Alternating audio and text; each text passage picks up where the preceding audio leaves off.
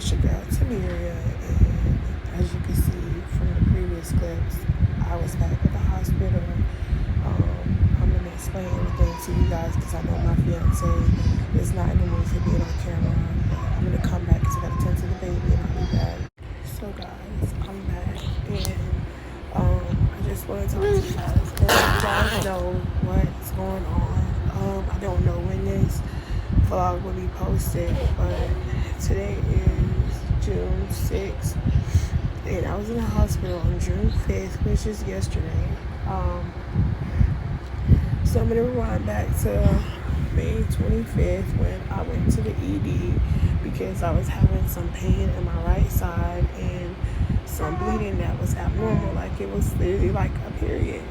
So I was told by the on-call doctor to go to the emergency room just to make sure I wasn't miscarrying or having an ectopic pregnancy, or like make sure that I wasn't bleeding from the inside. So guys, that's exactly what I did. At the time, my bleeding had slowed down by the time I got there, but I was letting them know, like, I don't think something's right because I'm literally not feeling good, like, just in pain and the bleeding overall. So boom, they did blood work, just like I told you guys in the last video. They did blood work, they did a pelvic exam, they did an ultrasound, and they told me my cervix was closed, everything looked good. My HCG levels had went up to 7,000. They didn't think I was having a miscarriage. Like, basically, I wasn't having no signs of a miscarriage, so they didn't know where the bleeding was coming from, and discharged me, and I was supposed to follow up my doctor. So I followed up with my doctor on Monday. Monday I went in. Was it Monday? No, Tuesday, guys. Sorry, Tuesday, June. I think it's the 4th. Yep, the 4th. I followed up with my doctor, and I basically had an ultrasound first, and then during the ultrasound, something went wrong, and the lady wasn't telling me anything, and it was really frustrating because the only thing I know is that she got onto the phone and called for the doctor to come in the room. So when my doctor came in the room, he didn't say anything to me. He basically was just walked out and, went. It was like he'll discuss everything once I get into the other room to wait on him. So fast forward to when I got in the room. The doctor came in the room, and the doctor was telling me that it looks like I may be having a miscarriage slowly.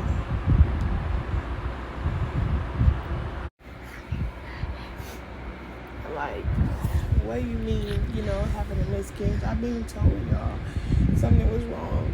I've been to the hospital 3 times, and I was told, man, it seemed like everything was okay with the baby and everything.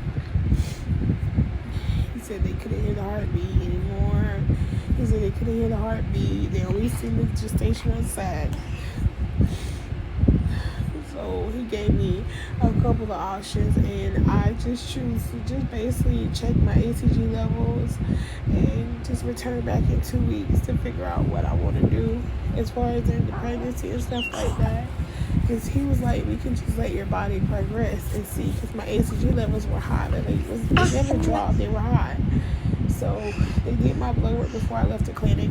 They scheduled my appointment for June 19th. Guys, I go home, everything is fine. I'm still having some pain in my right side, and that pain never stopped. Since May 25th, that pain never stopped. I went home, I ate. So let's fast forward to June 5th. June 5th, everything was fine. I had to take mommy to the doctor because she got croup again. So I took her to the doctor. I want to say I got back around 12 something. I had an appointment at 1, but it's a legal matter appointment at 2 o'clock. But it was around 12:40 something when we got in the house. We had stopped to get food, so that's why it took us that long to get home. So around 12:40 something to 1 o'clock, I go in the bathroom, and it's like I have to pee. I'm having a little bit of cramps, but I have to pee. And I pull down my underwear, and I see blood everywhere. And I have a penny liner on, guys. I never had to wear a full pad. I had a penny liner on. And I see blood everywhere. So I called my fiance because I look in the toilet and it looks like, that's the baby that just passed through the toilet. So I screamed for him, and my brother ran in the room, ran in the bathroom, and he looked. And then my fiance was like, you need to get on the phone with the 911. Like, he's like, I'm going to call 911. So I basically called the women's center because I'm like, I have somewhere to be at 2 o'clock. Oh, God. So, yeah, guys. So, my fiance basically just got on the phone and told him that I was going to be able to make it to the appointment. And he proceeded to call 911. So the paramedics came like 5 or 6 minutes and told me what to do, told my fiance instructions, tell me what to do. They basically came, hooked me up to the monitors, asked me a whole bunch of questions, 10 of my questions and stuff like that. And then we never flushed the toilet, so they went and looked in the toilet, and because they gonna do that.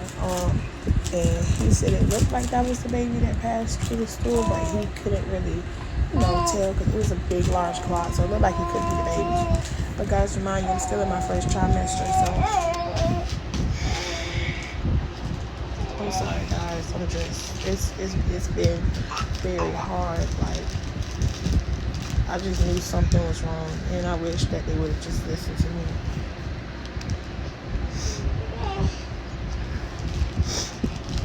So they took me to the hospital. They called the hospital. They put IVs and ambulance and stuff like that. And I got to the hospital, and they do a whole bunch of, tests, exams, stuff like that.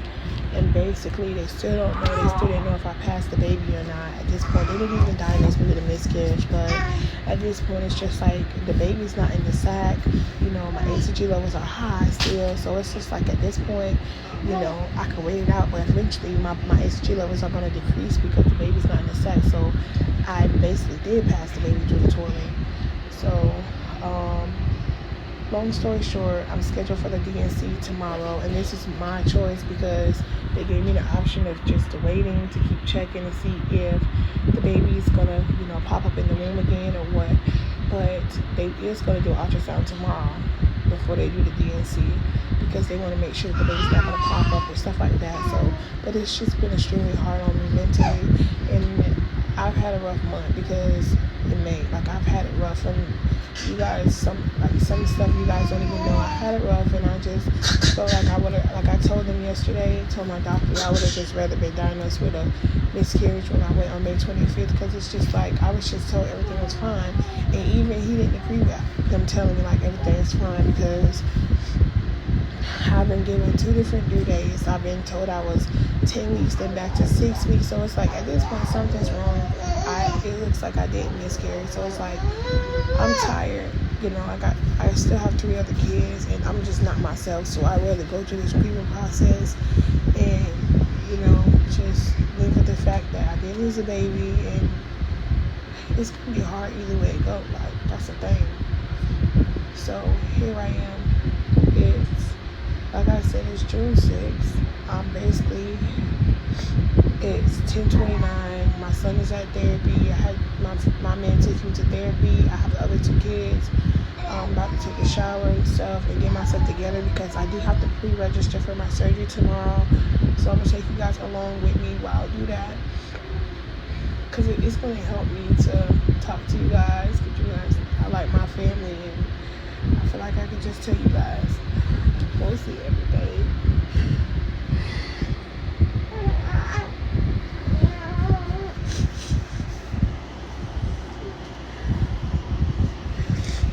Guys, I never lost a baby, so this is really hard on me. Like, I feel like it's all my fault for some reason. I'm just going through it. But I'm gonna pause the camera because I don't want to be on camera crying anymore. Like, I'm just going through it. So I just wanted to let you guys know, like, record this whole process. So when I do post it, I don't have to keep getting asked, are you pregnant, or are you still pregnant? How's the baby? How long you are? Because it's gonna be a sense of like, it's just sensitive, get asked about this pregnancy. I just want to grieve. And guys, grief don't have no expiration date.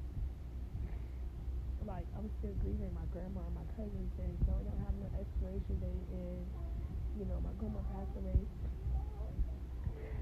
2019, and it's 2024 right now. So it's like I would prefer nobody not to ask me about it. Okay, guys, it is June 7th. It's currently 9:02 a.m. and I have to be at the hospital at 10:30 or so. I'm kind of running behind, so I would have normally been up by now. But my fiance had to run out somewhere and do something really quick.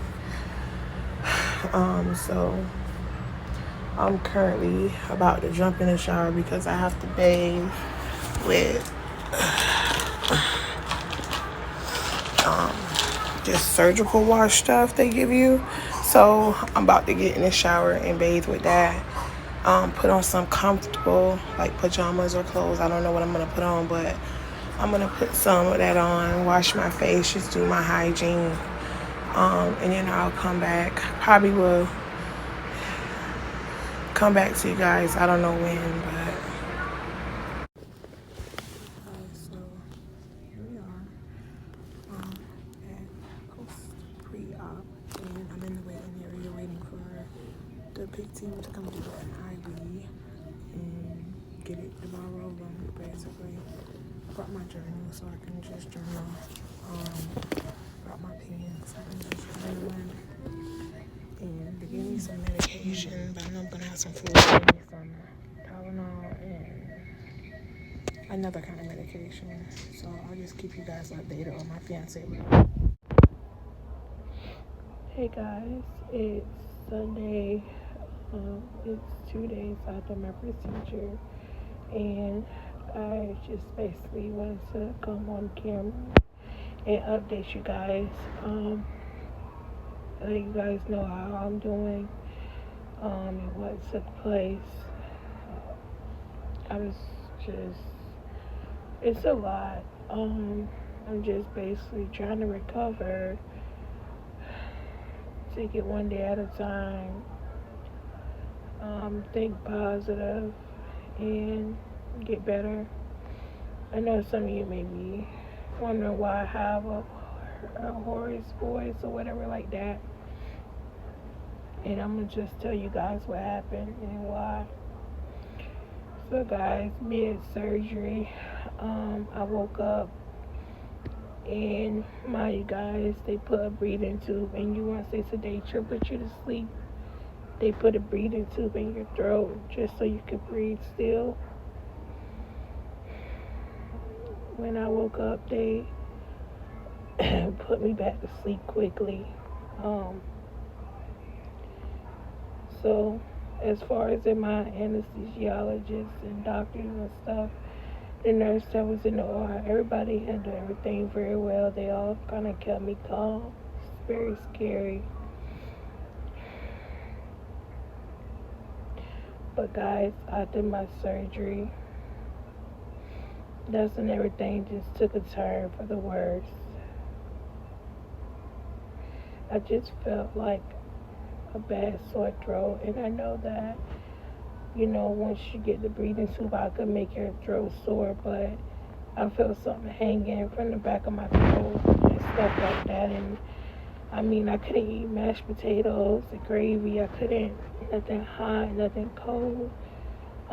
So here we are on day 3, and I'm still the same. Still have a very sore throat. And I'm at the conclusion where I believe that they had a hard time taking the breathing tube out, and it cut my throat or slit my throat, and they didn't know, and it cut me in the end as a result, and nobody knew. So because of the pain I'm in and because of the complications that I'm having, I'm at wit's end, so I'm going to go back to the emergency room just to have it checked. It's very scary, guys, to have to go through this on top of losing a baby. So I'm probably going to just end this vlog out. But I want you guys to just keep me in y'all prayers and keep my fiance in you guys' prayers because it's not easy. We've been going through it. I try not to cry on camera and stuff like that, but it's not easy. It's hard. It gets better by the day, but deep down when you get quiet and you start to think and you have a moment of silence, that's when it just sinks in. It's like you remember everything, and it's just not easy. Ever since I had the DNC done, it's just been times where I have my moments. So, and then even having to go back to the hospital, guys, it's just like I don't want to go back there just because remembrance, but I have to at this point. But I just want you guys to just keep us in y'all thoughts.